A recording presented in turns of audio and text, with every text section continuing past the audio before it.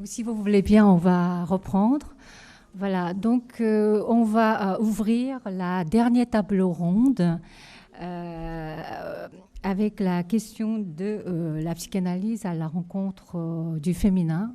La question du féminin qui était sinon la question la plus chère à Daniel Brun, qui constituait aussi le point de rencontre précieux entre Daniel Brun et différents de disciplines, mais aussi différentes personnes, dont moi-même, qui avait beaucoup de chance de la rencontrer d'abord en tant qu'universitaire, puisque j'ai été d'abord formée à l'université, l'ancienne Paris 7, avant de la retrouver en tant que maître de conférence, ensuite professeur de psychopathologie et psychanalyse à ses côtés à l'université qu'on appelle aujourd'hui l'université Paris-Cité, au département d'études psychanalytiques.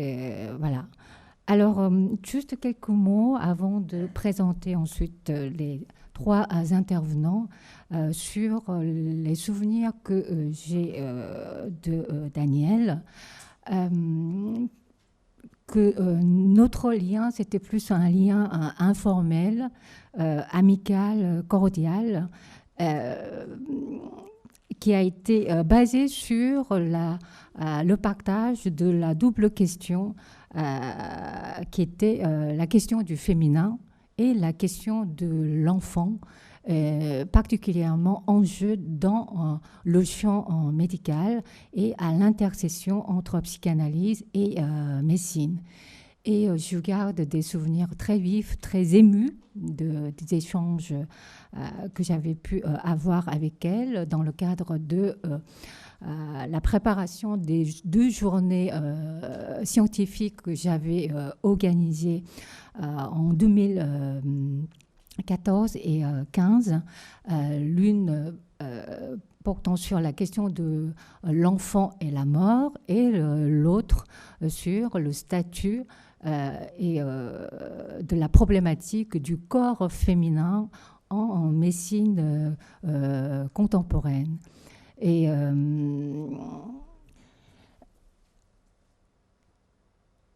quelque chose que Daniel m'a fait comprendre, que je partage tout à fait avec elle, c'est que cette double problématique pouvait vraiment constituer le biais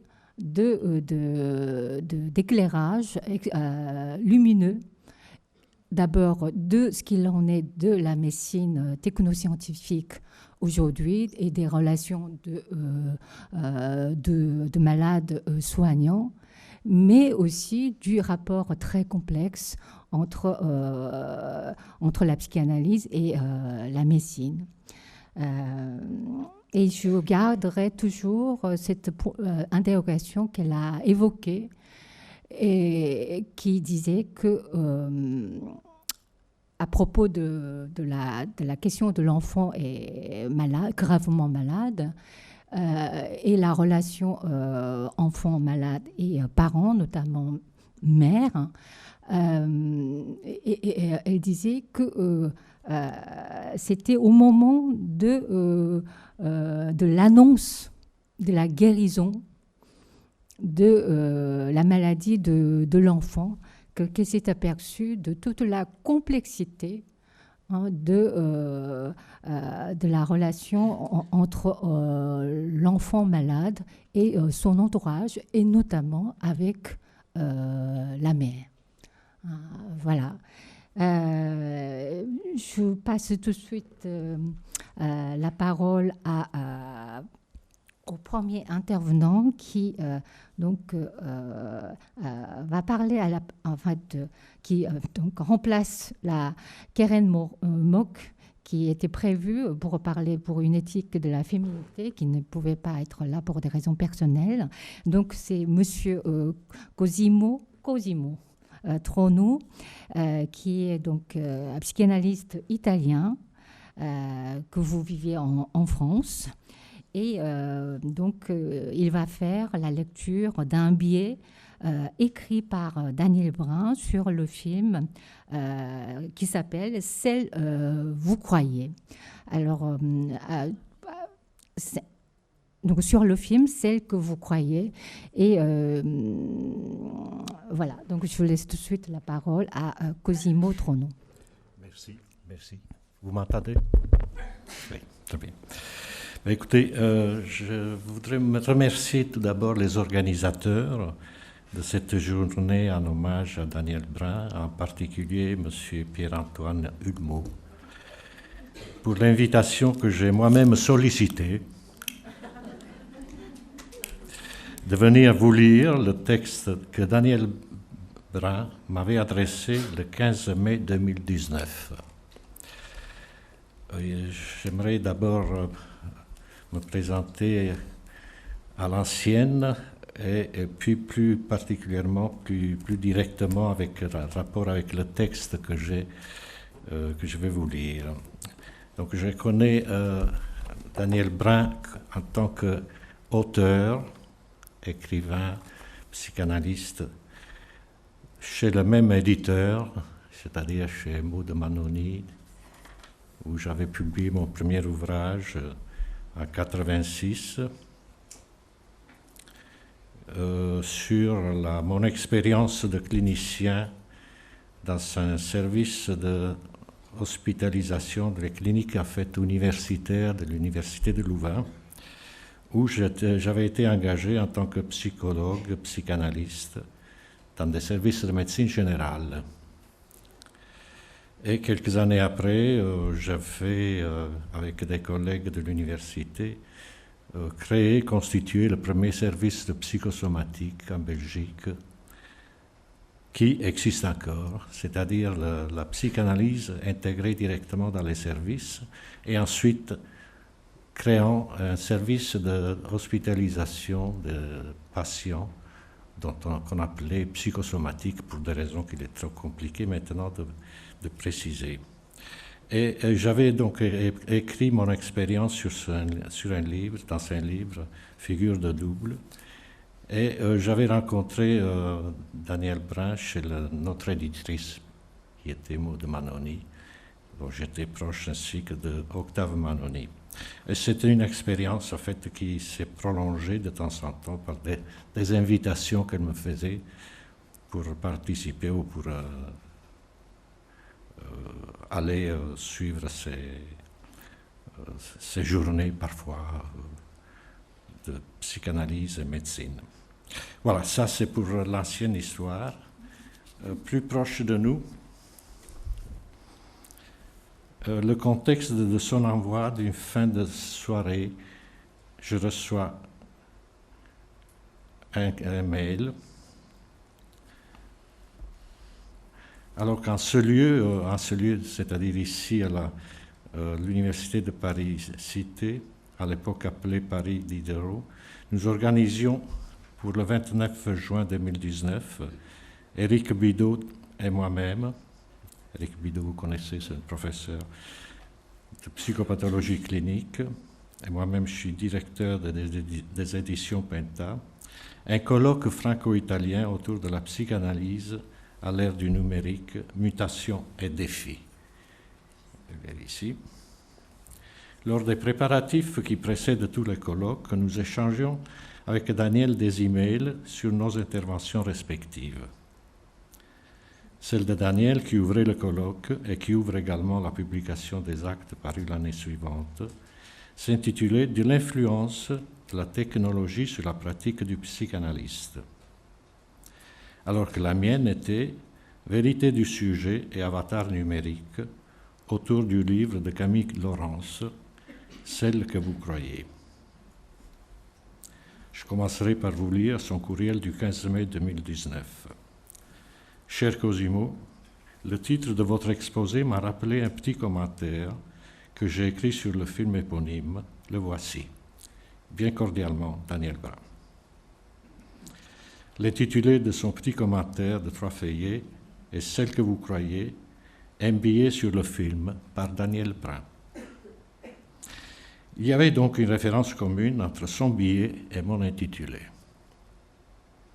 Juste une parenthèse avant la lecture. Pour les professionnels de l'écoute ou d'une autre lecture que nous sommes, un mot pourra résonner comme un lapsus plus qu'une coquille. Comme un mot laissé par l'auteur, un peu à la cantonade ou à la cartonnade. Comme une énigme de l'écriture par la condensation et le déplacement qu'évoque celle des rêves, ainsi que Daniel Brun le relèvera. Rêve, lecture et écriture sont à mon avis trois des axes majeurs de ce texte sur la féminité à l'ère du numérique, pourrais-je ajouter dans l'après-coup. J'y pensais hier, encore ce matin, en écrivant ces lignes. C'était comme une révélation. Il y a rêve dans ce mot. Un dévoilement d'un rêve, donc, et de ces pensées latentes que Daniel m'avait adressées par mail. Comme si elle m'avait envoyé un deuxième texte transférentiel pour mettre dans les actes du colloque. Ce que je n'ai pas su entendre au bon moment, m'étant cantonné, vous comprendrez mieux l'usage que je fais de ce terme, cantonné à une publication savante universitaire. Ce que ce billet n'était pas. C'était au contraire une sorte de blog numérique resté sous la barre de la signification du discours universitaire. Un texte poétique comme un vers, littéraire comme un rêve du désir refoulé. Refoulé jusqu'à ce jour où, en vous écrivant, en vous le présentant, en vous lisant son billet, je tente de réparer une censure éditoriale, dévoiler une vérité cachée sous les intitulés et les titres. Une parcelle de vérité, parcelle que vous croyez.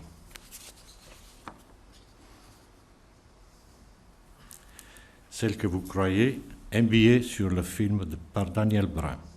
Beaucoup d'entre vous, je pense la majorité, entendra sa voix, j'espère, plutôt que la mienne.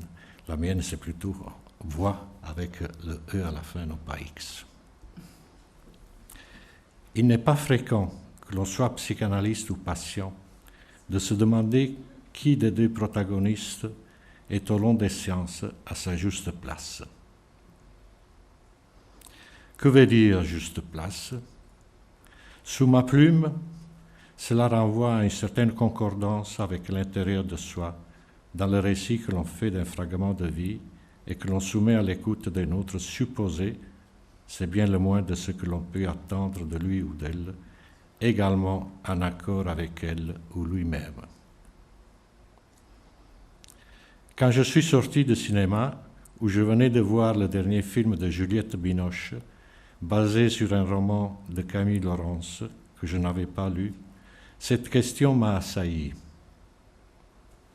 Je ne développerai pas ici un point de vue de cinéphile, encore que le film m'ait paru bon, mais celui de la psychanalyste que je suis et qui se montre sensible à la manière dont la séance de psychanalyse peut être mise en scène.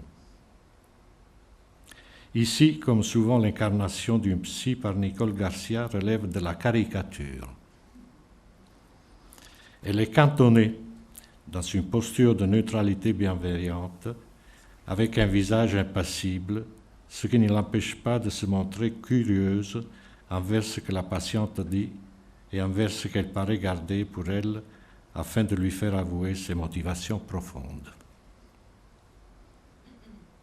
Tout ceci, dit-elle, pour mener à bien sa fonction, la conduite de la cure et la guérison d'une crise profonde où la jalousie se mêle à la recherche d'un sursaut de vie.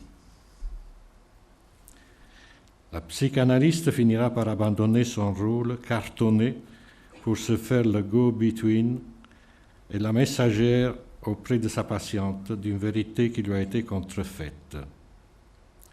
Le contrefacteur est un homme, un ancien amant largueur, mais qui finalement jaloux, ne supportant pas d'être cocu, entre guillemets, entre parenthèses, sick, et qui à sa manière se venge d'une ancienne maîtresse qu'il avait par ailleurs lâchement abandonnée après une scène d'amour plutôt torride. Il l'a reconnu à sa voix, demeurée identique, et que son ami lui a fait écouter au téléphone. Idée intéressante que cette identité de la voix qui fait la justesse de la parole.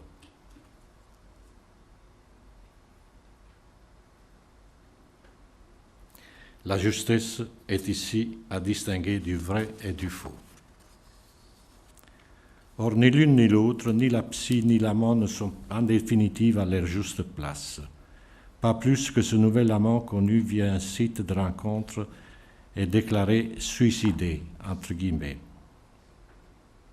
Il s'est laissé tout de même follement entraîner dans une histoire d'amour passionnel, mais non charnel, par l'image d'une partenaire déployant une séduction réinventée à chaque instant. On pense à Cyrano. Alors finalement, tout cela pour qui et pourquoi? Pour cette femme, la patiente, magnifiquement interprétée par l'actrice, la cinquantaine magnifique, également, et qui tente de surmonter un épisode critique lié à l'avancée en âge, aux événements de sa vie antérieure et à un désir de vivre malgré tout la passion d'aimer qui l'anime. Évidemment, la vengeance crée la stimulation nécessaire, mais l'intérêt du film est de la montrer à sa juste place en réponse à cette féminité intemporelle. Peut-être même au féminin qui bout en elle et qui ne trouve pas sa voie d'expression et d'accomplissement dans un quotidien de mère désormais célibataire, enseignant la littérature à l'université, engageant ses étudiants à lire et à relire les liaisons dangereuses, et se montrant peu ou prou déstabilisé par des fils grandissants faisant couple parfois hostile face à elle. Bref, l'imaginaire aidant, palliant même les déceptions répétées, y compris dans des dédoublements d'elle-même qu'elle a mis en scène sur les réseaux sociaux, la voilà qui se met à écrire une vraie histoire d'amour, conforme à son désir, et dans lequel elle transcende l'annonce faite par le premier amant de la mort du deuxième homme, l'ami de cet ancien amant, dont elle était tombée amoureuse. Sous sa plume, dans un livre qu'elle anticipe à succès, l'homme revit en la personne de son photographe de presse, un rôle inédit conforme à la profession qu'exerçait l'amant dans la réalité. J'espère que nul ne s'est perdu dans ce dédale, où le sursaut qui s'est produit dans l'inconscient lors d'un pic de solitude libéra une féminité pulsionnelle muselée par le quotidien et qui se révèle en définitive comme puisant aux forces de l'éros.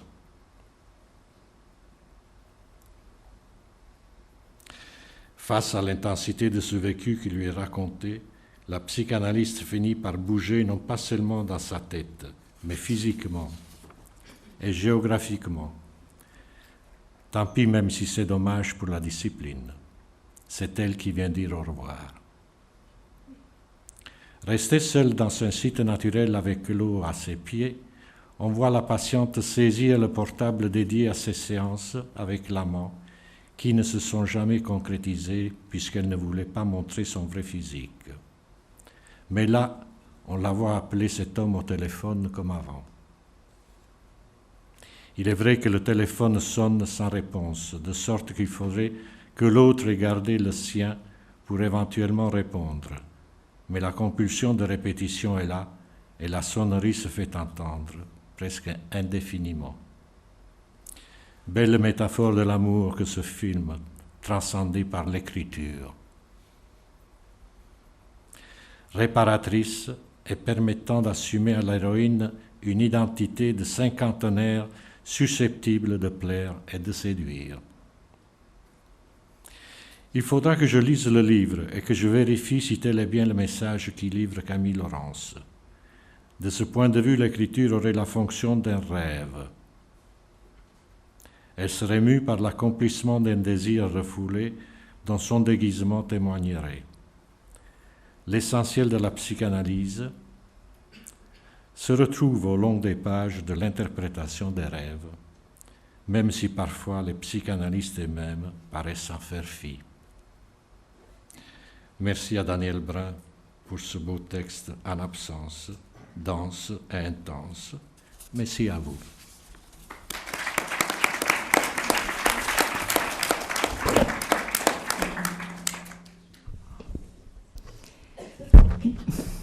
Merci beaucoup.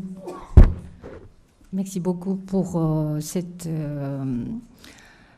lecture du billet de Daniel, qui est comme un comment dirais-je, ouais, comme une lettre qui ouvre des voies de communication, même de correspondance, et qui, comme la sonnerie infinie, qui continue à sonner à notre oreille, dans notre esprit. C'est très émouvant, et surtout aussi, puisque vous rappelez que c'est aussi dans le cadre d'une réflexion sur la question de la vérité qui vous intéresse, que ce billet sur celle que vous croyez, le film sur celle que vous croyez, a été écrit, adressé et aujourd'hui lu à notre adresse. Je trouve que c'est plein de résonances qui me rappellent, juste par association d'idées, avant de passer la parole à la salle, un passage, ce fameux passage connu du roman de Jean Mecker, L'égout, où il dit à propos de sa Paulette qui parle, et qui parle de son amour pour lui, et qu'il a envie de croire, mais malgré des incertitudes et les doutes qui l'assaillent, et il finit par se dire la chose suivante. De toute façon, il est très difficile d'aimer à la fois la femme et la vérité. Et je trouve que ce billet de Daniel nous rappelle combien la question de la féminité nous met au travail par rapport à toute certitude immobilisante, et la question de la féminité comme moteur de la force de l'errance, plus que de la délivrance. Oui, je vous rejoins tout à fait dans cette association, ou en tout cas ce lien qui peut se faire entre la vérité du désir d'amour de la femme et la contrefaçon qui est un homme, dit-elle. Comme si la féminité était plus proche de la vérité que ne l'est celle de l'homme, qui est un contrefacteur. Parce qu'elle sait qu'il est difficile et impossible de trouver la juste place. C'est ça. Merci. Ça m'a fait penser aussi, pour parler aussi de l'élargissement de l'interrogation de Daniel Brun sur la culture, la peinture, au tableau de Jérôme, La vérité sortant du puits. Je ne sais pas si vous le connaissez, où il y a une femme qui sort nue d'un puits avec un martinet pour faire la guerre à l'humanité. C'est-à-dire la vérité est toujours à puiser dans ce fond sans fin, d'où seul le désir féminin peut nous questionner comme cause du désir, quelque part. Très bien. Bien. À la fin, d'accord. Alors, donc, je viens d'avoir l'instruction des organisatrices, du fait de la contrainte du temps, qu'on va regrouper l'ensemble des questions des interventions à la fin des 3 interventions. Donc, je passe tout de suite la parole à Claire Michel, psychologue clinicienne, post-doctorante au CERP-Hermès de l'Université Paris Diderot, qui va nous parler de la question du continent noir, féminité ou maternité. Merci. On m'entend ? Non. Si ? Ok. Tout ce qui touche au domaine de ce premier lien à la mer m'a paru difficile à saisir analytiquement, blanchi par les ans, semblable à une ombre à peine capable de revivre, comme s'il avait été soumis à un refoulement inexorable. Voilà comment Freud, en 1931, introduit l'un de ses textes principaux sur la question de la féminité, par la maternité d'abord, mais aussi par une forme d'aveu d'impuissance, nuancée dans les lignes qui suivent par la possibilité pour les analystes femmes de, je le cite à nouveau, percevoir plus aisément et plus clairement cet état de choses du fait du transfert dont elles font l'objet. Ce sont donc majoritairement les auteurs et autrices post-freudiens qui, après Freud, ont développé le champ de la maternité et de la féminité en psychanalyse, reprenant pour ainsi dire là où le fondateur de la psychanalyse avait tracé les limites de la pensée, ou plutôt peut-être de sa pensée. Daniel Brun, au long de son œuvre et particulièrement dans son ouvrage La féminité retrouvée, a largement participé à tracer les contours de la place de la féminité dans la psychanalyse, et particulièrement la psychanalyse freudienne, et ainsi a montré et démontré ses mises à l'écart. Parce qu'en effet, c'est aussi dans les tabous qui caractérisent la sexualité féminine dans le social que continue de se constituer la féminité et la maternité en psychanalyse. Si on se focalise sur la question de la maternité, grossesse et accouchement restent pendant de nombreuses décennies des points aveugles de la théorisation, et c'est surtout depuis le point de vue de la relation à l'enfant que le devenir mère peut se penser, s'élaborer, se faire concept et notion, se constituer en discours structuré. Pourtant, c'est aussi un décalage de la pensée qui a paradoxalement permis la psychanalyse à ce sujet, et c'est notamment avec elle que se développe la périnatalité hospitalière dans la seconde moitié du XXe siècle. Donc la question qui va nous occuper pourrait être formulée comme ceci. Dans quelle impossibilité de penser se niche donc la question de la féminité en psychanalyse, derrière laquelle pourrait se trouver l'ombre de la figure de la mère ? Effectivement, en retraçant la façon dont féminité et maternité ont été théorisées en psychanalyse, c'est la trace d'une forme d'impensé que l'on retrouve. On peut alors faire l'hypothèse qu'au-delà du féminin en tant que tel, c'est derrière la maternité, la figure de la mère, qui serait l'insaisissable en tant que représentante de la question des origines. Si Daniel Brun a fait de la féminité l'un de ses objets d'intérêt et n'a eu de cesse dans son œuvre d'engager un dialogue entre les disciplines et avec les arts, c'est suivant une nécessité qui est dictée par l'objet lui-même. Et les bases du dialogue qu'elle a participé à mettre en place nous permettent aujourd'hui de le poursuivre et d'ainsi penser des problématiques contemporaines, de celles qui ne cessent d'émerger en ce qui concerne la féminité, la maternité, la médecine aussi, ainsi que leurs liens. Alors effectivement, féminité est loin d'être synonyme de maternité, mais c'est la façon dont ces deux sujets ont été abordés par la psychanalyse qui peut amener à les évoquer ensemble, parfois chez certains auteurs jusqu'à la confusion. Donc ce rapprochement n'est pas une équivalence, mais il suit cependant la trace de la théorie analytique elle-même, qui a longtemps pensé l'une par l'autre, en écho bien sûr au contexte social dans lequel elle s'inscrit. Jacques André le remarque, je le cite, « La rareté des textes historiques portant sur la sexualité des femmes n'a d'égal que l'abondance des documents sur la fécondité. » La psychanalyse répond à sa façon à ce mouvement, et c'est ainsi que, je cite à nouveau Jacques André, « La femme s'efface devant la mère. » Historiquement, aussi bien qu'épistémologiquement, penser la façon dont une théorie construit la maternité ne peut pas faire l'impasse sur la façon dont cette même théorie construit la féminité. Donc pas d'équivalence, mais une superposition qui est discursivement et intellectuellement construite, une intrication qui ne se démêle qu'artificiellement et au prix d'une perte de sens. Repartons de Freud et de la féminité. Le sujet de la féminité n'est bien sûr pas absent de ces théories, bien au contraire. Il n'est pas possible aujourd'hui d'être exhaustif sur la question de la théorisation de la féminité chez Freud, puisque c'est finalement la quasi-totalité de son œuvre qu'il faudrait évoquer, depuis la façon dont ses patients hystériques font de la psychanalyse en faisant de Freud un psychanalyste, jusqu'au texte intitulé « La féminité », publié dans les Nouvelles conférences sur la psychanalyse en 1931. Et même dans les tout derniers textes, la féminité revient, question un peu incessante, laissée de côté, mais qui ne cesse pour autant de faire retour, plus ou moins explicitement. Du fil théorique et fantasmatique qui se constitue au sujet de la féminité dans son œuvre, peuvent alors se détacher certains points récurrents, ceux qui le fondent en plein comme en creux, cette expression étant dans ce contexte particulièrement parlante, puisque c'est effectivement maintenant bien établi, c'est souvent par la négative, par le creux, par le manque que se définit la féminité dans l'œuvre freudienne. Je cite Freud, « Elle a vu cela, sait qu'elle ne l'a pas et veut l'avoir ». Par cette formule qui a été beaucoup reprise, il décrit la façon dont la petite fille découvre la différence des sexes, la vision, le savoir et l'envie. Cette formulation contient d'ailleurs les concepts qui, selon Freud, font les ressorts de la féminité. La castration, l'envie du pénis, qui sera ensuite définie par la Planché Pontaliste comme élément fondamental de la sexualité féminine et ressort de sa dialectique, mais aussi illustration de l'oscillation freudienne quant au développement psychosexuel de la petite fille, entre développement en miroir de celui du petit garçon et processus tout autre, restant un peu obscur et mystérieux. Dans tous les cas, la féminité chez Freud reste de l'ordre de l'altérité, et c'est en ce sens qu'elle s'inscrit dans les discours qui fondent les représentations des femmes. S'établissant dans ce qui ne peut pas se dire, les femmes sont pensées par l'inverse du même.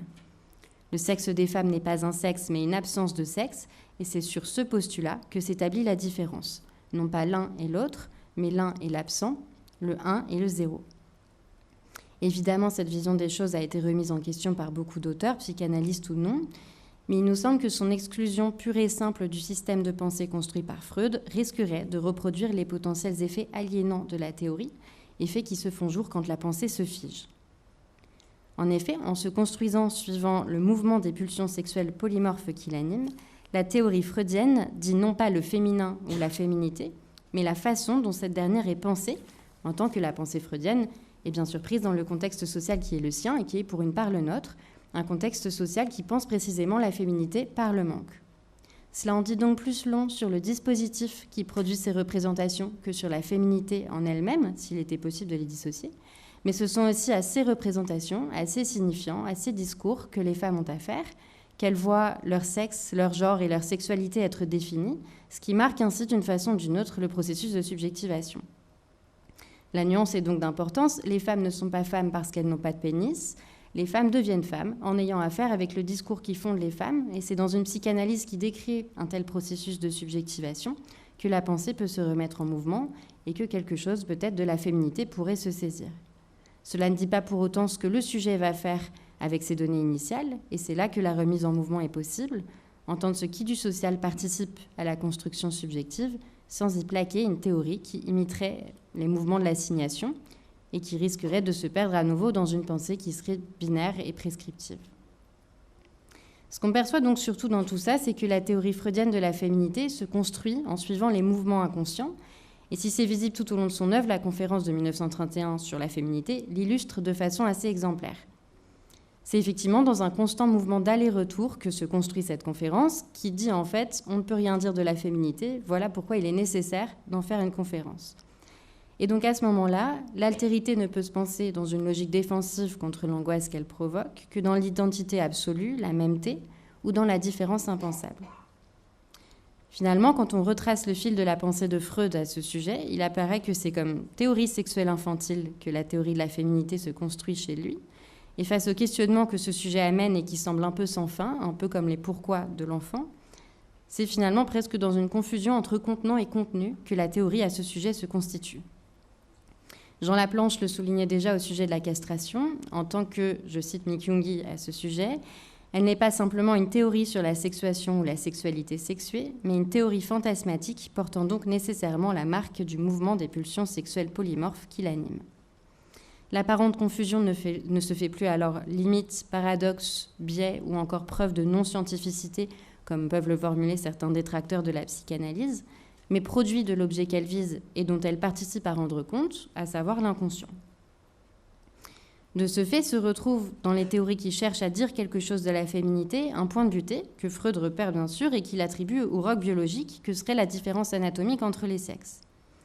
Mais peut-être est-il désormais possible d'aller un petit peu plus loin dans la réflexion au sujet de ce roc, de ce point de vue. Daniel Brun nous dit, je la cite, que l'une des faiblesses du freudisme consiste à avoir inscrit la féminité parmi les fonctions traditionnelles d'une femme. Comme si, à l'instar d'autres contraintes biologiques, elle n'était qu'un outil instauré par la différence anatomique entre les sexes. Et effectivement, le pénis, dans la différence des sexes, n'a jamais fait point de butée, ni même roc biologique. Ce fameux roc biologique, c'est le sexe féminin, et dans ce sexe, sa fonction. Une question revient alors, qu'est-ce qui, dans le sexe féminin, nécessite autant de défense, le définissant tantôt comme un danger, tantôt comme un mystère indéchiffrable, tantôt comme l'objet de fascination ? Est-ce que ce ne serait pas précisément à cet endroit, à l'endroit du point de butée, qu'on pourrait retrouver ce que j'ai décrit tout à l'heure comme superposition entre féminité et maternité, du fait justement du lien présent depuis des siècles dans le social entre sexualité féminine et nécessité d'un but de reproduction ?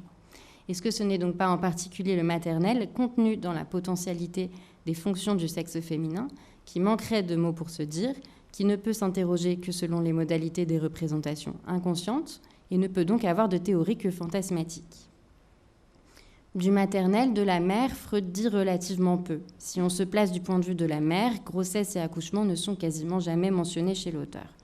La plupart des apparitions de la maternité dans l'œuvre freudienne ne font pas mention de ses fonctions physiologiques et s'intéressent non pas à la mère comme sujet au sens où l'entend la psychanalyse, mais plutôt à la figure maternelle, toujours comprise dans la relation qui permet de la nommer mère, à savoir la relation avec l'enfant.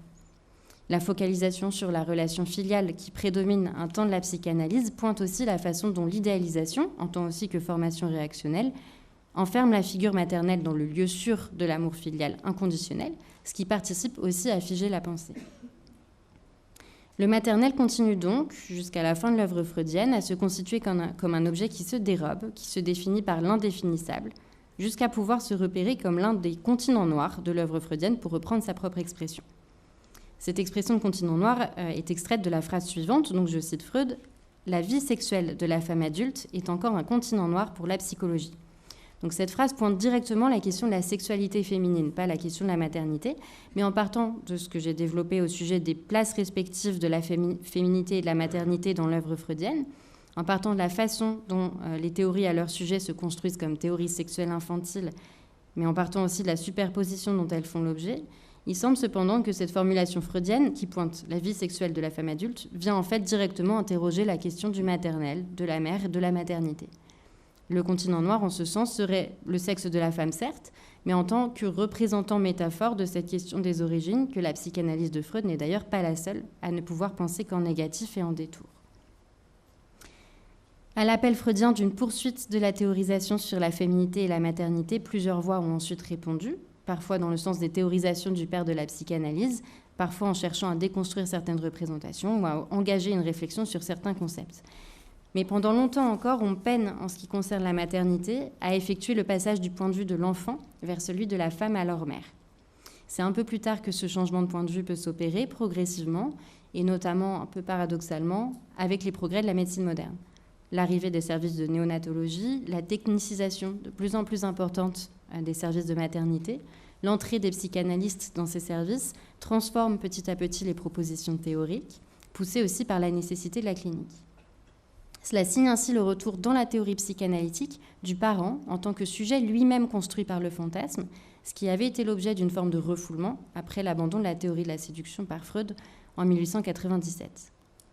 Le retour du parent et la possibilité d'en penser la sexualité infantile permettent ainsi de se décaler d'une représentation trop monolithique de la mère, et les années 70 voient la maternité faire l'objet d'un nombre croissant de théorisations dans lesquelles la mère se dessine petit à petit comme sujet.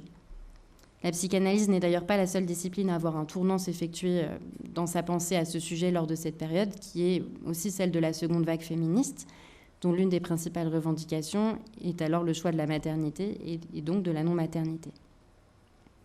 Donc les théories se sont développées, étoffées, enrichies, complexifiées, mais le point de butée continue tout de même à se manifester un peu ça et là. Là où s'entrelacent féminité et maternité dans les théories, dans les représentations et dans les fantasmes qui les sous-tendent, je cite Jacques André, la théorie phallique redouble la dynamique du refoulement ou du déni, cherchant une solution à une altérité qui ne se pense que par l'impensable et participe à construire la féminité comme une énigme. Impensable car impensé, impensé car impensable, ce n'est pas, comme le souligne à nouveau Jacques André, à la différence des sexes qu'amène cette logique, mais, je le cite, seulement à un sexe qui fait la différence. La pensée bute encore parfois sur un biologique qui fait alors office de rempart, ce roc biologique n'étant pas tellement point de butée, mais plutôt enceinte de protection. Parce que la fonction génitale contenue dans ce sexe est associée à la potentialité maternelle, c'est donc toujours vers la figure de la mère que l'on s'avance. Penser ce que la maternité, la grossesse, l'accouchement, en tant aussi que pan de la sexualité féminine, font vivre aux femmes, a constitué longtemps un point aveugle des théories psychanalytiques, ce qui s'interroge aussi à la lumière des éléments du contexte social. C'est à ces endroits-là, là où la pensée tourne encore parfois sur elle-même, que la nécessité perçue par Daniel Brun de dialogue entre les disciplines se retrouve. Les émergences récentes de sujets parfois polémiques dans le social autour de la féminité ou de la maternité en sont des démonstrations. Et là-dedans, parmi ces sujets-là, le sujet des violences obstétricales en constitue un des exemples. Donc, les violences obstétricales, c'est une expression qui est apparue dans le discours courant au cours de l'année 2017 et qui met en avant la violence que peut contenir l'expérience de grossesse et d'accouchement pour certaines femmes. Une violence qui ne peut pas s'entendre seulement sur le plan des fantasmes qui émergent pour la femme dans ces moments-là. C'est alors l'écoute du psychanalyste qui est aussi mise à l'épreuve, en ceci que les récits des femmes l'obligent à un déplacement qui ne peut pas se passer d'une compréhension de l'épistémologie médicale et de ses ressorts fantasmatiques. La revendication subjective que contient le terme de violence obstétricale conduit à la création d'un nouvel espace de pensée qu'il s'agit pour la psychanalyse aussi d'accepter d'investir. Et c'est à cette dernière condition que le mouvement de dialogue peut être réciproque, la psychanalyse pouvant alors aussi, en tant que pratique, champ théorique et méthodologie, éclairer certains pans de ce nouvel espace, ceux qui s'expriment en termes de représentation fantasmatique, de pulsion, de transfert, d'angoisse, d'après-coup. Se retrouvent alors dans ces mouvements les jalons qu'ont posés les travaux de Daniel Brun, dont la pertinence, on le voit, ne cesse de s'actualiser.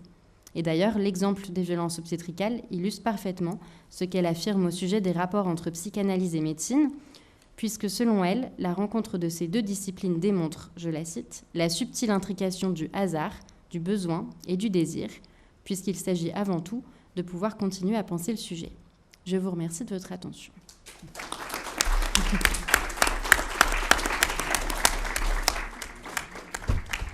Merci Claire Michel pour cet exposé qui rappelle bien comment la représentation de la féminité fortement marquée par la vision, la logique phallocentrée héritée d'un certain Freud, puisqu'il y en a d'autres, comme vous l'avez rappelé en citant Jacques André, Laplanche, marque aussi particulièrement la pratique de la médecine techno-scientifique.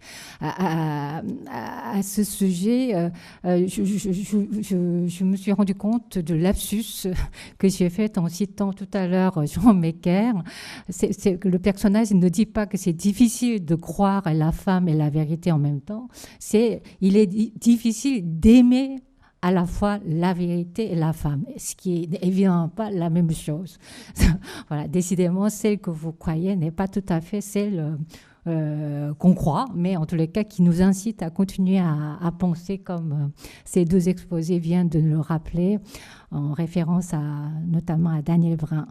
Maintenant, je passe tout de suite la parole à Michel Perrault, qu'on ne présente plus, mais que je me donne quand même le plaisir de présenter, que j'ai l'honneur de présenter. Voilà, donc l'historienne, un grand spécialiste dans justement un objet, un pensée de l'histoire, qui est donc l'histoire des femmes. Voilà, qui va nous parler donc la question du féminin dans son rapport avec l'histoire. Vous avez la parole. Merci beaucoup. Merci de m'accueillir. Merci à vous, notamment, de m'avoir invité ici. Voilà, alors ma rencontre avec Daniel Brun est très ancienne, puisque je l'ai connu à Jussieu, qui a été le siège de Paris 7, Diderot, etc. Et puis, moi, je suis partie, elle était là, bien sûr. Mais ensuite, nous n'avons jamais cessé de dialoguer. Je suis venue souvent dans les colloques qu'elle organisait, puis je l'ai lu. Je l'ai lu et je dois dire que j'ai toujours trouvé un grand intérêt. Aujourd'hui, comme vous d'ailleurs, m'appuierez surtout sur Féminité retrouvée, étant donné le thème d'aujourd'hui, qui est un livre passionnant, et passionnant pour les psychanalystes que vous êtes et pour les historiennes. Oui, je suis historienne, moi je ne suis pas psychanalyste, je n'ai pas ce... Voilà, vous me pardonnerez, bien entendu. Daniel avait le goût de l'histoire, voilà. Elle avait le goût de beaucoup de choses, parce que c'était une femme formidablement cultivée. La littérature, pour elle, Marguerite Duras et beaucoup d'autres, c'était évidemment très, très important. Et elle avait le sens de l'histoire, aussi bien dans les vies personnelles, les vies familiales. Je pense par exemple à son livre « L'empreinte du corps familial, mémoire des cicatrices », qui est un très beau livre, paru en 2019 chez Odile Jacob. Et elle avait aussi le sens de la transmission. Comment est-ce qu'on transmet? Qu'est-ce qu'on transmet? Quelle est la place du récit de la transmission, aussi bien le récit de soi, bien sûr, que le récit des autres. Et elle avait aussi le sens des femmes singulières, des rôles des femmes exceptionnelles qui ont fait reculer les frontières. Elle en cite beaucoup, d'ailleurs, dans Féminité retrouvée.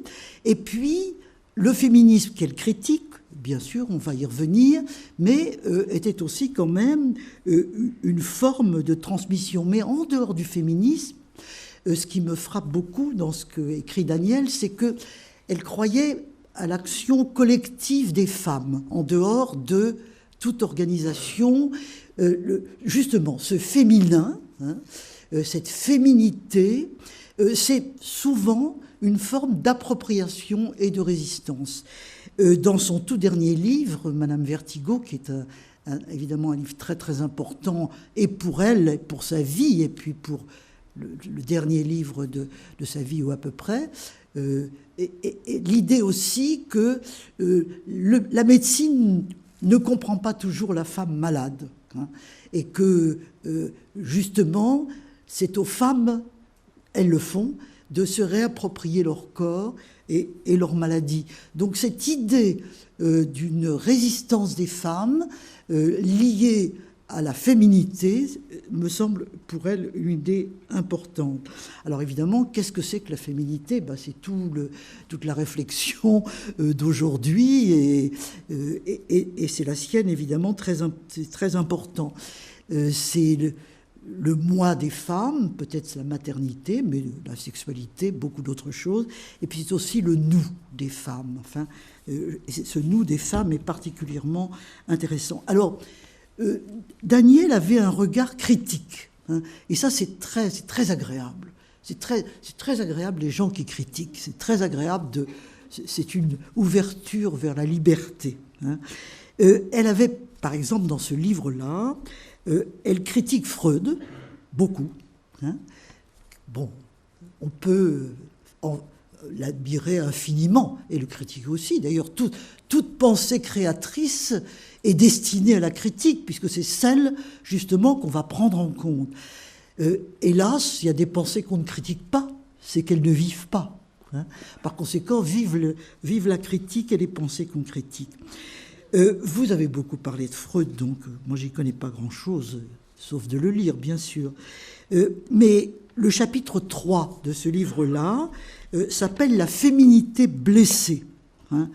Et elle dit la féminité a été incomprise par le freudisme, parce qu'elle traite surtout du freudisme et des féministes. Et elle dit ni l'un ni les autres n'ont vraiment compris, au fond, la féminité. C'est pas qu'ils la méprisaient, c'est pas qu'ils la négligeaient, non, pas du tout, mais ils ne la voyaient pas. Voilà, ils ne la voyaient pas. Il y avait quelque chose qui leur échappait et qui est évidemment la tâche des psychanalystes et des historiens aussi aujourd'hui. Il y avait donc quelque chose qui n'allait pas, mais vous en avez beaucoup parlé, à propos de Freud et du féminisme, de la féminité plutôt. Quant au féminisme, le féminisme, alors il y a un chapitre 1 dans le livre qui s'appelle « Délaissement de la féminité par le féminisme ». Alors là, on ne peut pas être plus clair. Et qui, finalement, le féminisme ne voit pas la féminité, ou tout au moins la critique. Il y a plusieurs branches, on va y revenir, dans le féminisme, mais il y a une critique qu'elle n'approuve pas. Par exemple, elle parle beaucoup de Lucie Irigaray, qui évidemment, pour vous, est très probablement un classique, et elle montre que dans la pensée d'Irigaray, au fond, le féminisme, la féminité, est un fardeau pour le féminisme. Au fond, c'est comment s'en débarrasser. C'est ça, un petit peu. Et je dois dire que je retrouve dans la critique et dans la lecture de ce livre, bien sûr, les grands débats des années 70. pas ? Dans les années 70, qui ont été 70-80, les grandes années de lutte du féminisme auxquelles Daniel a participé, nous avons participé à tout ça, bon, il y avait des grands débats. Il y avait au fond pas mal de courants, mais il y avait deux grands versants. Il y avait un versant qui était plutôt, qui se disait, enfin, universaliste, et en général, du point de vue disciplinaire, il s'appuyait plutôt sur les sociologues et les historiens, c'était plutôt ça. Et puis, il y avait un autre courant, plus essentialiste, tout au moins on l'appelait comme ça, qui s'appuyait davantage sur la littérature et la psychanalyse. Il y avait ça. Bien entendu, on débattait beaucoup de tout cela, énormément. Ce qui n'a pas vraiment arrangé la position de la psychanalyse, il faut dire, dans le mouvement, c'est un petit peu toutes les histoires d'Antoinette Fouque. Vous êtes beaucoup trop jeunes, la majorité d'entre vous, pour avoir entendu parler de ça, mais ça a été vraiment un débat un peu fielleux, parfois, autour de cela. Bon, mais revenons aux principes fondamentaux, c'est qu'ils sont beaucoup plus importants. Il y avait un grand débat autour de Simone de Beauvoir, par exemple. Daniel, je pense, et ce courant dont j'ai parlé était assez critique vis-à-vis de Simone de Beauvoir. Pourquoi ? Parce que Simone de Beauvoir, par exemple, sa position vis-à-vis de la maternité, qui n'a pas été une position tellement suivie par les jeunes femmes d'après.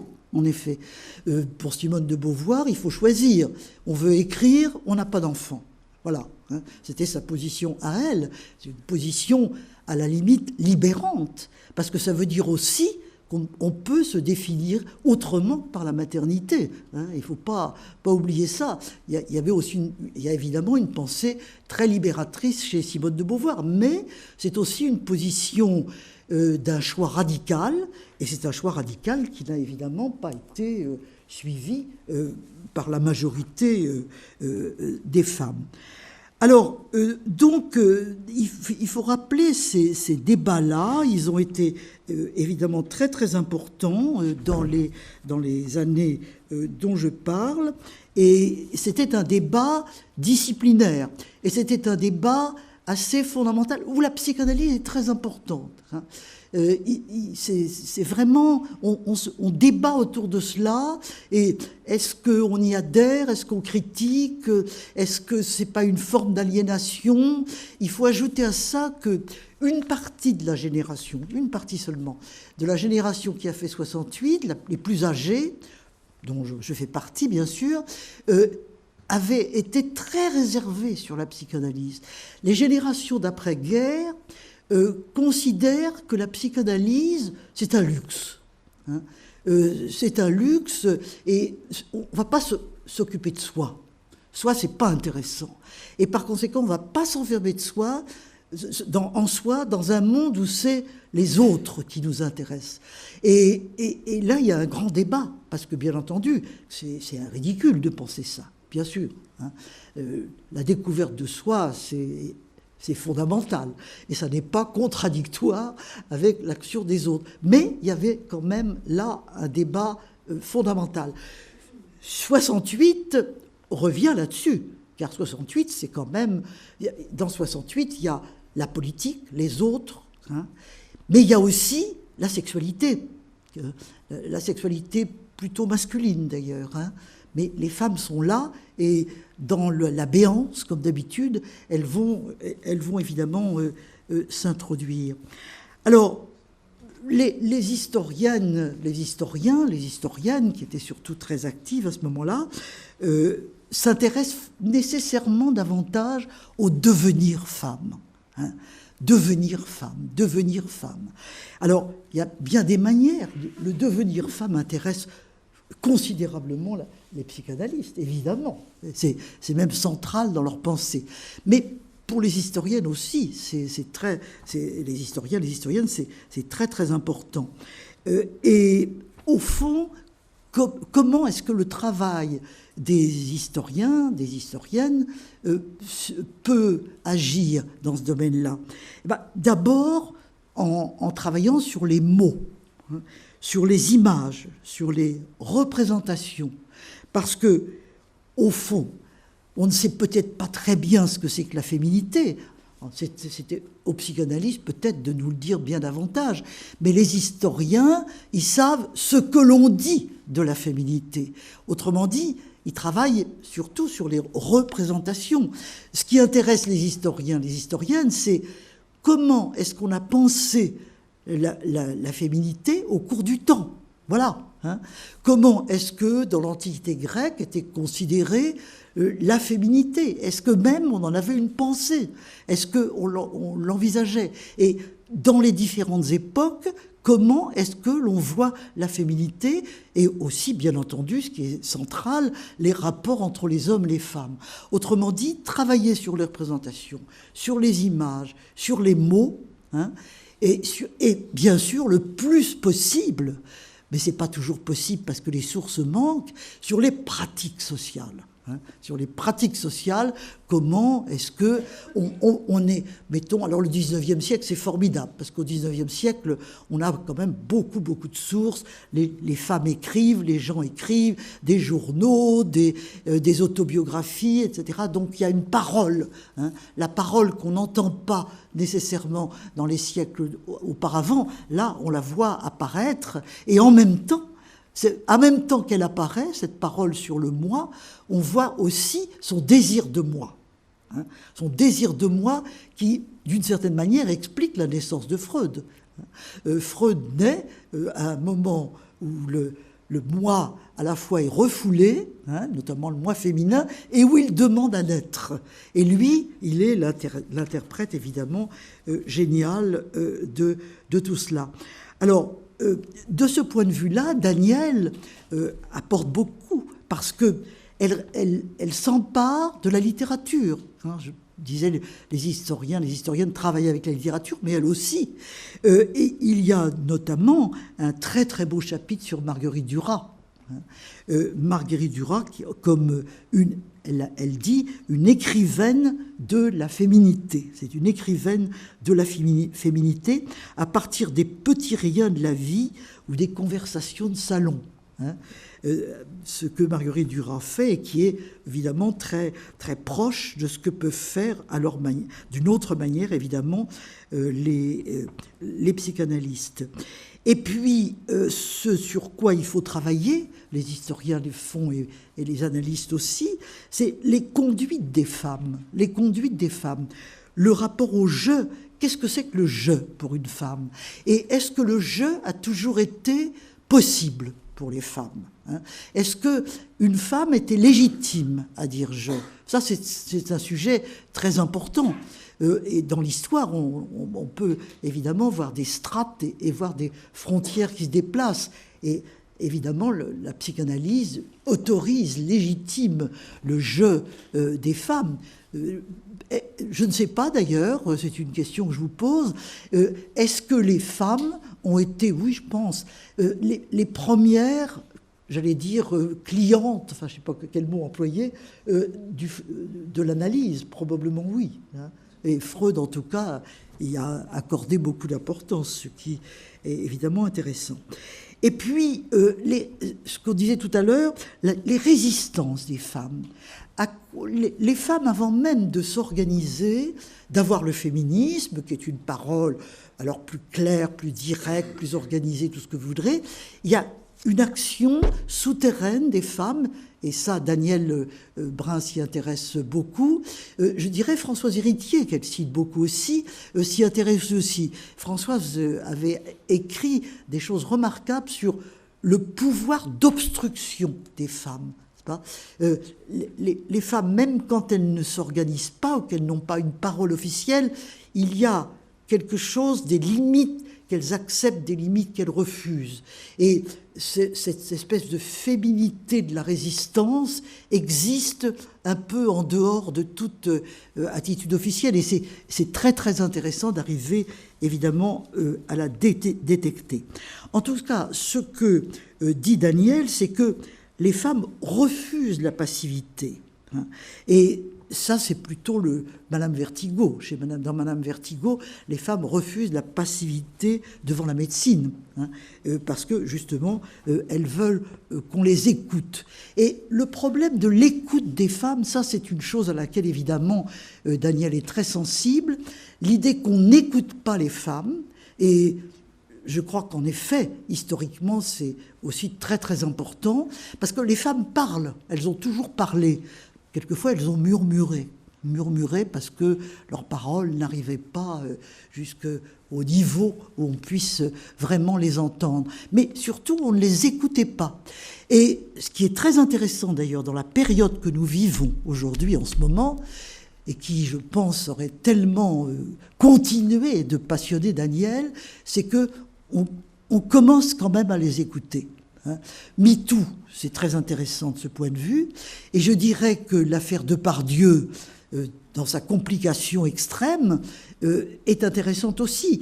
Il y avait sur la 5, il y a 2 jours, un débat sur l'affaire Depardieu. Et il y avait un psychanalyste très connu qui disait cela. Il disait, dans ma génération, lui il avait 20 ans en 68, on parlait, il y avait une parole libérée, mais pas tellement celle des femmes. Et surtout, on n'écoutait pas les femmes. Et maintenant, on commence à écouter les femmes. Et dans l'affaire Depardieu, par exemple, on commence, pas tout le monde hein, d'ailleurs, on commence un peu à écouter les femmes. Alors, toutes ces notions-là, ce sont des notions absolument passionnantes. Et on peut se demander d'ailleurs, qu'est-ce qui, dans les derniers temps, a changé. Alors, pour revenir au débat entre universalisme et essentialisme que j'évoquais tout à l'heure, qu'est-ce qui aurait changé? Si je regarde ça maintenant de loin, avec évidemment beaucoup plus de distance qu'à cette époque-là, je me dis que celles qu'on appelait les essentialistes, disons celles qui se prenaient en compte davantage le féminin, les littéraires, Sixous par exemple, l'écriture femme, les psychanalystes bien entendu, elles ont apporté beaucoup. Elles ont apporté beaucoup justement parce qu'elles se sont emparées de ce moi femme, de ce nous femme, pour sonder son existence. Par conséquent, je pense que nous sommes redevables beaucoup à cette réflexion-là, et tout en revendiquant pour ma part un universalisme absolument déclaré, je revendique aussi l'apport considérable de tout ce que vous apportez, vous, et de ce que, évidemment, Daniel a apporté. Alors, une dernière chose, comment est-ce qu'aujourd'hui, nous pourrions emmagasiner, j'allais dire, les progrès, je ne sais pas si c'est des progrès, j'en sais rien, mais les découvertes scientifiques sur le corps. Parce que ce qui est aussi très frappant, depuis une vingtaine d'années en tout cas, c'est les progrès, oui, des découvertes médicales sur le cerveau, par exemple, toutes sortes de choses, qui font que le corps est plus présent là que jamais. Et alors qu'on avait beaucoup pensé minimiser le corps lui-même, ou au moins dire que le corps est historique et qu'il n'est pas biologique. Or, la biologie est très présente aujourd'hui. Elle se revendique même comme la vérité des choses. Alors, de ce point de vue-là, peut-être qu'il y a beaucoup de débats à avoir autour de vous et entre nous sur ces sujets. Voilà, alors je pense que si Daniel était là, elle dirait beaucoup de choses sur tout ça. Elle nous a apporté infiniment. Et véritablement, que vous soyez là pour parler d'elle, pour continuer son œuvre, à moi qui m'en vais maintenant, c'est vraiment formidable. Et merci à vous. Voilà.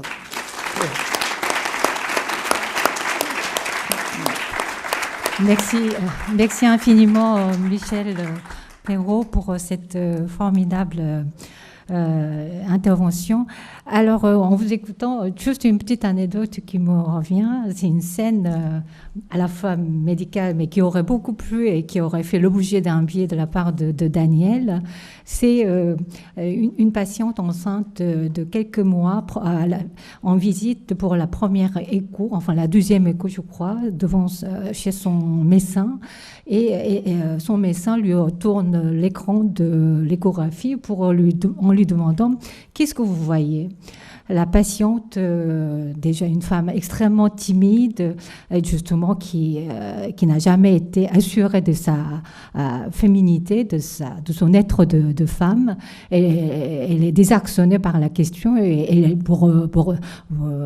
bredouille en disant rien, il faut voir ce qu'il y a à voir justement sur l'écran de l'échographie. Et le médecin lui répond tac au tac, justement, c'est une fille. Puisqu'on ne voit rien, donc rien, c'est-à-dire à la place de l'organe pénien attendu, puisqu'on ne voit rien, et ça veut dire que rien, c'est une fille qu'elle attend. Voilà la représentation du corps féminin implicitement en jeu, à l'œuvre dans la pratique médicale. Alors, ce que vous montrez bien et que ce dont on peut tout à fait être plein de gratitude avec Daniel, c'est qu'effectivement les représentations, les mots qui sont à l'œuvre, en jeu dans la pratique médicale, dans les relations de soins médecin-patiente, ce sont des choses qu'on doit voir, qu'on doit écouter. Et que la parole de la femme a quelque chose justement qui est tout à fait toute nouvelle, aussi bien en psychanalyse, dans le lien entre psychanalyse et médecine, mais aussi dans l'histoire. Dès que les femmes prennent la parole, l'histoire montre que seulement l'histoire change, mais aussi le rapport au langage, aux mots, et aux représentations qu'on a en général subi des modifications qu'on espère fécondes et fructueuses, en tous les cas porteuses d'interrogation pour l'ensemble du monde et de la société. Et c'est ce que vous rappelez formidablement bien et je vous en remercie. Bien, maintenant la parole est à la salle pour l'ensemble des 3 communications.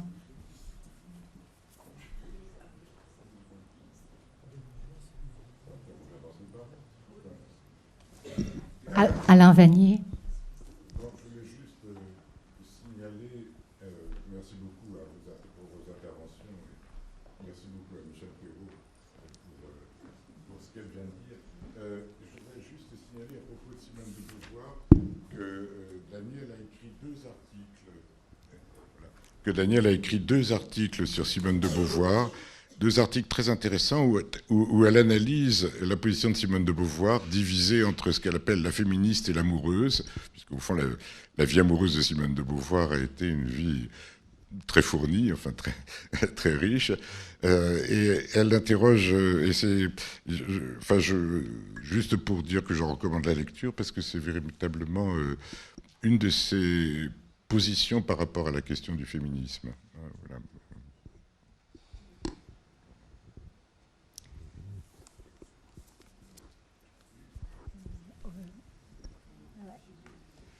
Yorgos Dimitriadis. Oui, merci. Merci à tous pour vos interventions. Je voulais rebondir sur cette question de diverses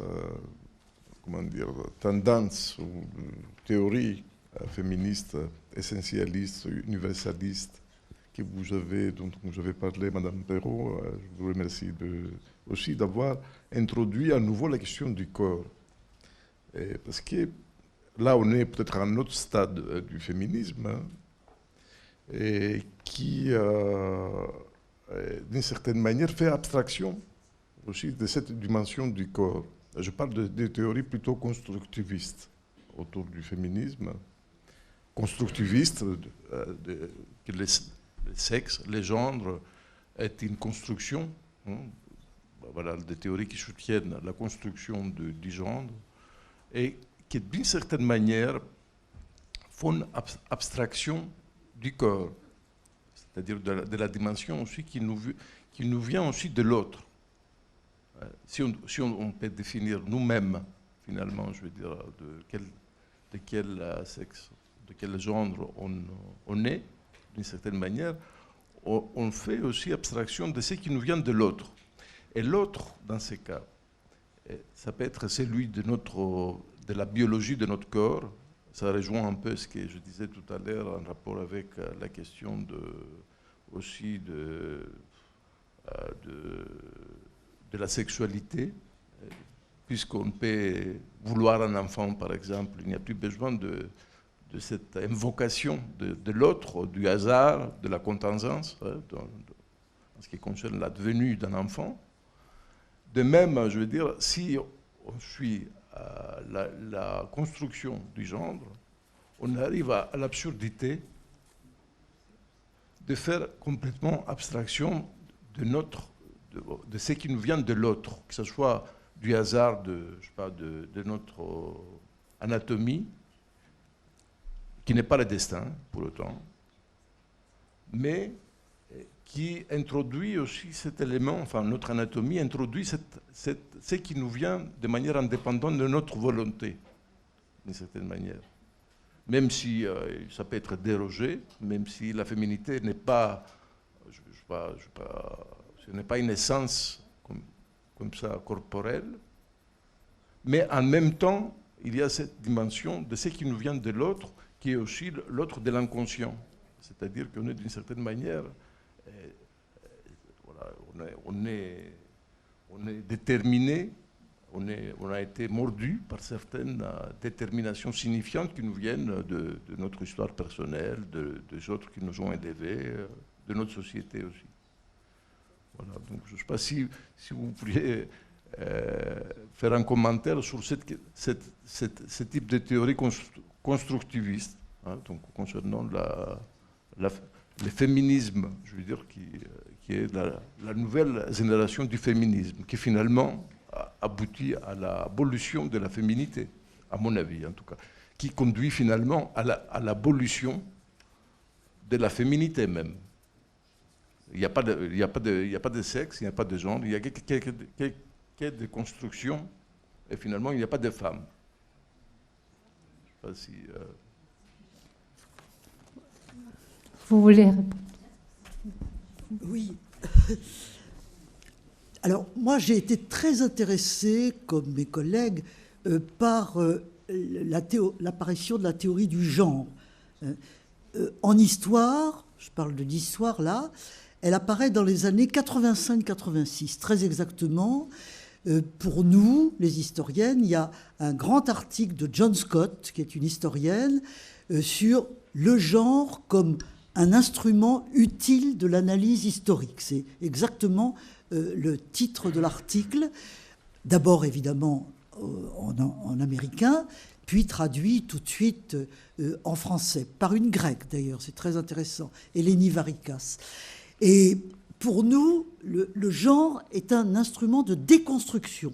Voilà, c'est une pensée de la déconstruction, c'est-à-dire qu'est-ce qu'on nous raconte sur les femmes, qu'est-ce que ça veut dire, qui parle à ce moment-là, et comment est-ce qu'on peut analyser tout ça. Ça a été vraiment très très important, on s'en est vraiment servi comme instrument. Alors c'est évidemment différent de la question que vous posez, c'est-à-dire est-ce qu'on est homme, est-ce qu'on est femme, où est le corps, etc. Pendant très très longtemps, je suis peut-être plus sceptique maintenant justement, le corps est historique, voilà. Le corps est historique, notre corps, c'est l'histoire qu'il construit, mon ventre, mon sein, mon utérus, bon, bah, c'est à la limite comment la société me permet de le vivre, de vivre mon corps, d'exercer ma liberté, il y a évidemment dans cet exercice-là une négation de la biologie elle-même. Reculer le plus loin possible le diktat éventuel de la biologie, c'est retrouver la liberté. Voilà. Et je pense que ça était très fort dans le féminisme quand même. Très très fort. D'ailleurs, Daniel le dit beaucoup, mais est-ce que c'est juste? Est-ce que c'est raisonnable? Et alors, d'autre part, ce que vous disiez à la fin, aujourd'hui, avec transgenre, etc., c'est vrai que l'idée qu'on peut choisir son sexe, que, après tout, quelqu'un qui se découvre mal dans son corps d'homme ou de femme peut changer, ben oui, la liberté, oui, il faut qu'il le fasse. Simplement, savoir à quel âge, ça, franchement, j'interviens pas là-dessus. C'est vraiment compliqué. Mais c'est vrai, vous avez raison, à ce moment-là, au fond, sexe, genre sont des frontières mouvantes et c'est vrai qu'à la limite, on ne sait plus très bien ce que c'est qu'une femme. Voilà. Alors les historiennes ne sont pas très ennuyées avec ça parce qu'il y a le poids de l'histoire. On leur a toujours dit ce que c'était une femme. Il y a une histoire du concept de femme. Il y a une histoire des conduites de femmes. Donc les femmes, nous les historiens, on les trouve partout. Donc après, on va être affrontés comme vous, pas différemment, avec les problèmes du présent. Et je n'ai pas de solution. Merci Michel Perrault. Juste pour rebondir sur ce que vous dites et à partir de la question du Yorgos, la critique de la trop grande liberté ou la prétention à la trop grande liberté absolument constructiviste adressée aux certains féministes par le discours politique, sociétal en tout genre, est à nuancer lorsqu'on tient compte, là j'en parle sous votre contrôle, Michel Perrault, lorsqu'on se rappelle que le corps féminin n'a jamais été laissé à son état de contingence. S'il y avait un objet qui faisait toujours l'objet du contrôle, de l'hygiène sociale et politique, économique, c'était toujours le corps féminin, à commencer par le corps maternel. Voilà, je voulais juste rappeler ça. Et effectivement, Daniel Brun montre bien aussi, dès qu'on s'intéresse à la question du féminin, la porte est grande ouverte en direction d'autres questions qui arrivent en grand nombre, comme le montre Thomas Laqueur, l'histoire du sexe en Occident, et qu'il dit très candidement qu'il a commencé par s'intéresser à la question de la jouissance vaginale chez les femmes, et en s'y intéressant, en fait, c'est toute l'histoire de la sexualité en Occident qui s'est imposée, qui s'est ouverte à son investigation d'historien. Voilà. Oui, regardez, je vous interromps pas. Regardez je vous en prie. Tout ce qu'on écrit sur le clitoris. Il y a dans les 5 dernières années, il y a je ne sais combien de livres, en histoire, il y en a au moins 3 essentiels sur l'histoire du clitoris. Alors, l'histoire du clitoris, c'est évidemment l'histoire de la manière dont on a parlé, dont on n'a pas parlé, dont on l'a représenté, dont les femmes elles-mêmes sont découvertes qu'elles en avaient un, etc., etc. Enfin, c'est, du point de vue historique, le clitoris est une frontière et un terrain de découverte tout à fait remarquable. Oui, une frontière qu'on appelait d'ailleurs mépris. Oui, bien sûr. Ce qui est intéressant, c'est qu'on a fait l'anatomie du clitoris extrêmement récemment, qui a été un point aveugle de la médecine. C'est quand même assez invraisemblable. C'est-à-dire que la distinction, puisque pour Thomas Laqueur, c'est Freud qui invente la jouissance vaginale, le progrès de la petite fille vers la femme, c'est de passer de la jouissance clitoridienne à la jouissance vaginale. C'est un pas décisif pour s'apercevoir finalement que la jouissance vaginale et clitoridienne, ça c'est quand même une découverte très très récente. C'est que ce point aveugle quand même mérite d'être souligné, il me semble. Ce qu'on ne veut pas savoir. Oui, la sexualité a évidemment une histoire, hein, et c'est l'histoire de ces silences, de ces découvertes, des frontières qui évoluent, etc., etc.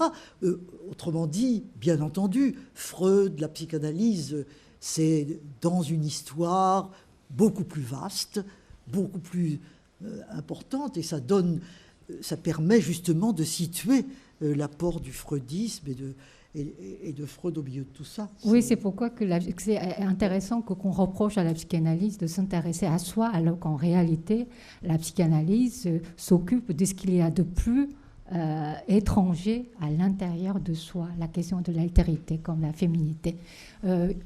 Auriel ? Oui, merci à vous. Alors, comme ça, vous m'avez fait réfléchir tous. Et merci pour vos réflexions. Alors, je n'ai pas une question adressée à une personne, mais vous pouvez vous en emparer chacun ou chacune à votre façon. Je me disais, toujours j'essaie de faire le lien avec Daniel Brun sur l'enfant, j'en ai parlé tout à l'heure, l'enfant, la femme et le médecin.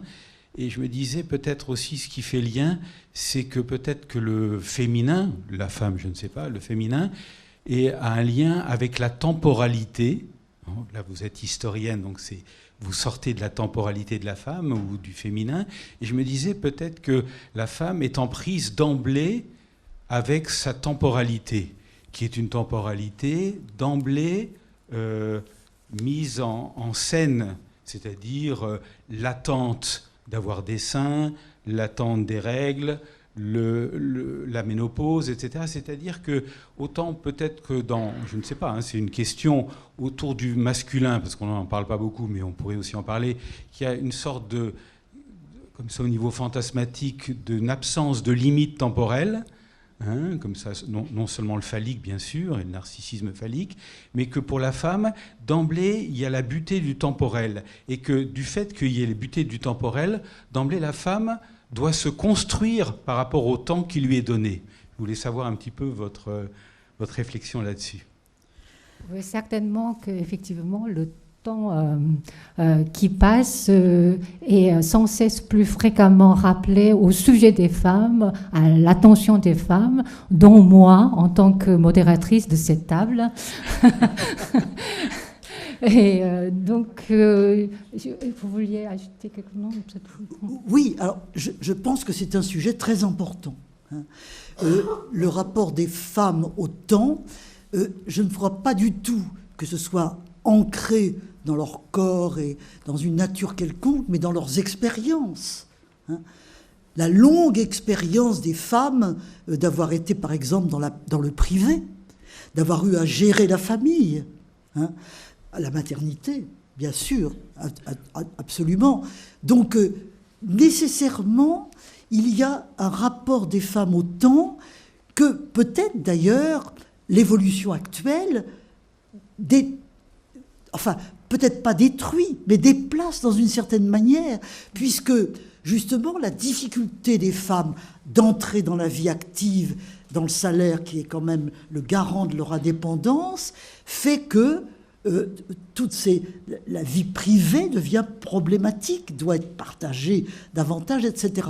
Donc, le long rapport au temps des femmes, c'est un objet historique qui change, avec des frontières qui changent. Alors, bien entendu, je ne vais pas nier le corps, hein. Le corps est là, le rapport des femmes à leurs règles, par exemple, à leur ménopause, etc. J'aurais tendance à penser que de ce point de vue-là, le diktat est moins fort qu'autrefois. Je pense que les jeunes femmes d'aujourd'hui sont beaucoup moins, je pense, mais j'en sais rien peut-être, hein, beaucoup moins traumatisées par l'apparition des règles. D'abord parce qu'on en parle davantage. Mais vous savez, on en parle comme ça. Mais dans ma génération, jamais on n'aurait prononcé le nom de règles devant une assemblée. C'était pas pensable. C'était pas pensable. Les mères elles-mêmes hésitaient à en parler. Hein. Elles hésitaient à en parler. Autrement dit, le rapport au corps, il est fait de tous ces silences. Si les silences se dissipent, le rapport au corps change. Hein. Et par conséquent, le rapport au temps des femmes, le rapport des femmes au temps change aussi, bien sûr. Bien. Alors, je voudrais dire aussi que, par ailleurs, on parle toujours du rapport au corps des femmes, les règles, etc., la ménopause, mais les hommes aussi. On ne parle pas du sperme quand même, mais c'est pas rien, l'apparition du sperme pour les hommes. Ça doit être quelque chose d'extraordinaire tout de même. Et voilà, et je trouve qu'il y a une différence dans le parler du corps des femmes, que vraiment, ce corps des femmes, c'est obsédant, et le silence sur le corps des hommes. Bien, Voilà. Michel Perrault.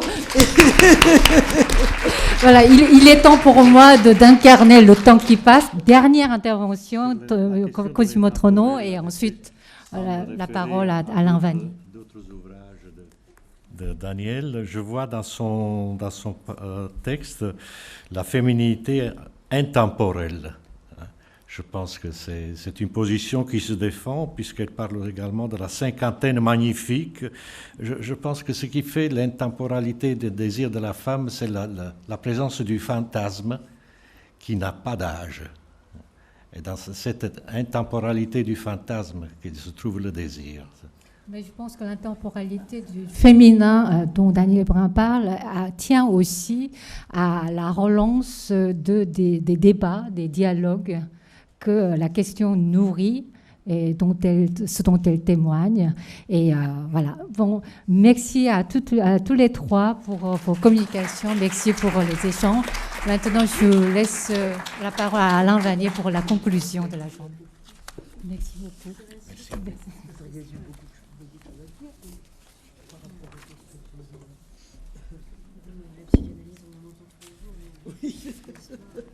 C'est plus intéressant.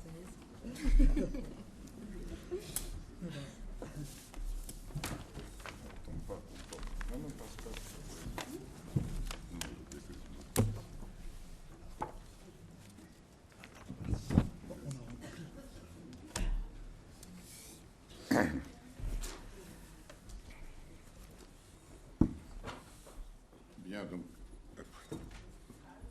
Alors, je me suis demandé comment. Il n'y a pas de oui, non. Je ne m'appelle pas Michungi, c'est pas grave. Pourquoi pas? Merci. Alors, je me disais comment conclure. Comment conclure, parce que d'autant plus que cette journée en témoigne, tout ce que Daniel Brun a initié se poursuit. Vous en êtes tous les témoins, et vraiment dans l'organisation de cette journée, le voisinage entre diverses générations parmi ceux qui ont pu prendre la parole, ça c'était vraiment très très réussi. Tous les exposés ont été magnifiques. Je ne vous ferai pas de référence individuelle pour chaque exposé. Je vais dire quelques mots rapides. Disons, ce que je vous propose, c'est de dire un mot d'étape. Voilà, ça sera déjà au moins quelque chose. Je me posais la question, c'est en écoutant Bérangère tout à l'heure, je me disais, qu'est-ce qui reste du travail d'un psychanalyste, au fond, voilà. Même le récit d'une cure, c'est un récit très compliqué. On voit, il suffit de comparer, par exemple, ne serait-ce, et c'était pas la cure elle-même, les notes prises par Freud lors de la cure de l'homme rat, et puis l'article qu'il en tire. Et Winnicott disait que rendre compte d'une analyse était impossible. Il disait qu'il y avait un obstacle, une butée réelle, qui était le temps. Alors quand on construit une cure, que ce soit Pigalle ou Michael, effectivement, on se trouve face à cette question. Et cette question, voilà, toute l'œuvre d'un psychanalyste tourne autour de ce trou, de cette béance qui a été sa pratique et qui est pourtant le fondement de tout ce qu'il va élaborer ensuite. Que ce soit les théories, Pierre-Antoine a remarquablement présenté avec beaucoup de finesse l'œuvre de Daniel et la série de ses publications qui suit une cohérence assez rare dans notre milieu. La création des institutions, Daniel a créé des institutions pour transmettre un peu sa recherche et ses préoccupations. Le Centre de recherche psychanalyse et médecine, qui existe toujours, je le dis encore, c'est devenu le laboratoire de l'université, du département. La Société médecine et psychanalyse, tout le monde se souvient, ça a été évoqué plusieurs fois, des magnifiques colloques qui ont pu avoir lieu dans divers lieux. Je voudrais rajouter quelque chose qu'on a oublié, qu'elle avait créé avec Julia Kristeva, auquel je participais, qui était le GIS, qui a été un moment très important aussi dans ces élaborations, dans toutes ces créations institutionnelles. Voilà. Et donc, ce que nous recueillons, ce sont des choses qui sont les témoignages, les traces, les marques d'une avancée, d'une pratique. Celle-ci, effectivement, échappe toujours, d'une certaine façon, à l'exhaustion. Alors, sur la psychanalyse avec les enfants, on a eu véritablement 3 exposés très intéressants. Bon, Bernard Goels, avec un optimisme désespéré, pour reprendre ce qu'il disait. C'est vrai que quand on considère l'état actuel de la pédopsychiatrie ou de la psychiatrie de l'enfant et de l'adolescent, on se dit qu'il n'est pas possible que ça n'aille pas mieux dans l'avenir, parce que on ne peut pas penser que ça puisse aller plus mal, étant donné la catastrophe que c'est devenu. Penser à des termes qui, pour moi, qui m'ont beaucoup touché, puisque mon travail a commencé à l'école expérimentale de Bonneuil avec Maud Manoni, où véritablement la question de l'inclusion a été au cœur, mais une inclusion pensée, fondée sur la psychanalyse, etc., quand l'inclusion est devenue aujourd'hui l'alibi d'une invisibilisation des enfants et d'une absence criante de traitement. On ne les accompagne plus, enfin, c'est absolument dramatique. Voilà. D'autre part, si en Suisse, qu'a pu dire aussi Bérangère ou Charlotte, c'est vrai que d'une certaine façon, et en écoutant cette table ronde, on peut se demander, bien que j'ai rappelé ce matin la marginalisation dans laquelle se trouvait et se maintient dans la plupart des sociétés analytiques la psychanalyse de l'enfant. Au fond, c'était pour les femmes, d'ailleurs, justement, en particulier, et c'était pas une source fondamentale d'invention, alors que ça a été une des sources fondamentales de réinvention dans l'histoire de la psychanalyse. On peut se demander s'il y a autre chose, d'ailleurs, dans les cures que de la psychanalyse d'enfants, d'une certaine façon. Est-ce que toute cure analytique n'est pas, en quelque sorte, plus ou moins une cure d'enfant? Alors, c'est vrai que ce sont des questions qu'on a pu se poser, et je voudrais, alors, dernier exposé, celui de Charlotte, qui a rappelé l'importance de la question du corps, effectivement, et du corps en plus comme corps de jouissance, comme corps lié à la sensorialité. Ça, c'était un point tout à fait important, comme maison à habiter, voire comme bateau ivre, comme navire quand il navigue dans les eaux de la médecine, quand la médecine s'approprie effectivement cette dimension. Et effectivement, on peut se demander véritablement, pour ma part, c'est comme ça que je l'ai pensé, si au fond, ce travail avec la médecine, par Daniel, n'était pas un infini retour aux origines de la psychanalyse, retour que nous devrions tous faire. Au fond, la psychanalyse est née de la médecine. Elle est née du devenir scientifique de la médecine et du moment où quelque chose du désir et des corps a fait obstacle, a fait objection, l'hystérie. Voilà, d'un seul coup, des dames, c'était des femmes, dont les troubles neurologiques objectent à la systématisation anatomique qu'on a découverte peu de temps avant. Eh bien, cette dimension-là, ce corps hystérique qui objecte, effectivement, a conduit, paradoxalement, à mesure que la médecine est devenue plus scientifique, à ce divorce d'avec ce corps de jouissance dont on parlait, ce corps de désir. Et il est vrai que c'est une question... C'est un divorce que Lacan, par exemple, regrettait. Je cite Lacan parce que la conférence de Lacan, Pierre-Antoine l'a rappelé, au Collège de médecine, a été pour Daniel, à un moment donné, je me rappelle quand elle a connu ce texte, une révélation, et c'est devenu une sorte de référence tout au long de son parcours dans le rapport à la médecine, en tout cas les 20 dernières années. Et c'est un texte tout à fait fondamental. Alors, cette question du corps de l'hystérique, cette question de la féminité, parce qu'effectivement la psychanalyse s'est inventée à partir des femmes. Ce sont les femmes, c'est même une femme qui a demandé à Freud de ne plus lui mettre la main sur le front, qui a inventé d'une certaine façon la psychanalyse malgré Freud. La question de la féminité, donc, je distinguerai tout à l'heure, j'en dirai un mot, entre féminin, féminité, femme, tout ça pour Daniel et pour la psychanalyse, ces mots ne sont pas synonymes. Effectivement, c'est un point tout à fait important. Et l'enfant que nous sommes tous, je veux dire que nous sommes tous, enfant qui réapparaît en particulier dans ces moments d'infantilisation, quand effectivement quelqu'un d'autre s'approprie votre corps, et en particulier la médecine. Tout le monde a décrit ces mouvements régressifs liés à l'hospitalisation, cette dimension effectivement, face à une autorité qui est aujourd'hui de moins en moins discutable, et que, il faut bien le dire, Daniel, dans ses dernières péripéties avec la médecine, n'a pas cessé de discuter avec sa fameuse ma médecin, le fait qu'elle n'a pas toujours été effectivement entendue comme il convenait. Psychanalyse et médecine, on a effectivement entendu cette question-là, cette question sur la sexualité, sur le corps, et c'était important dans le champ de la médecine de ne pas se borner au corps de jouissance, mais au corps comme image. Ça a été tout à fait, très justement mentionné, la question du consentement. La question du consentement et la question de la médecine, Daniel le dit à un moment donné dans un de ses textes, il y a un patient qui lui dit, ce qui est formidable, c'est de ne pas enfin, lui dit ce patient à elle, de ne pas être regardé comme une maladie. J'ai le souvenir, quand j'étais externe, de me promener dans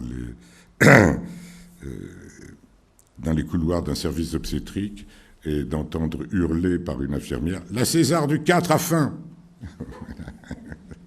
Voilà. Ça ce sont les dérives, effectivement, très préoccupantes de la médecine. Alors, on a la même chose, on a des choses sur la féminité tout à fait remarquables aussi, le très beau texte de Daniel, la question du continent noir, et puis, bien sûr, les débats du féminisme et de la féminité. Et je ne crois pas que les mouvements qui agitent la question du féminin sont autre chose que des éléments très importants d'un réajustement des positions sexuées dans le social. C'est vrai, peut-être que les hommes auront à faire avec le traitement de la peur que leur a toujours fait le corps des femmes et leurs désirs, bien évidemment. Ça, c'est une question qu'il faudra traiter.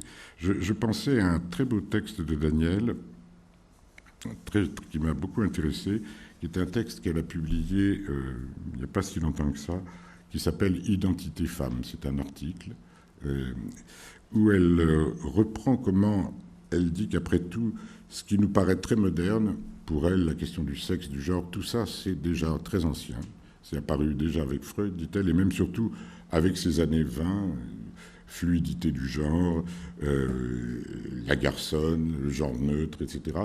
Toutes ces questions avaient déjà émergé, dit Daniel, d'une certaine façon. Et ce qu'elle oppose à cette question-là, c'est la dimension de ce qu'elle appelle la féminité intérieure, qu'elle voit non pas comme une opposition à la question du genre et du sexe, mais comme un autre niveau de penser la question du féminin. Et cette féminité intérieure, pour elle, elle dit que c'est la part d'identité femme qui constitue les femmes et qui les découvre autres qu'à elles-mêmes. Et ce point-là, dit Daniel, ça existe aussi chez les hommes.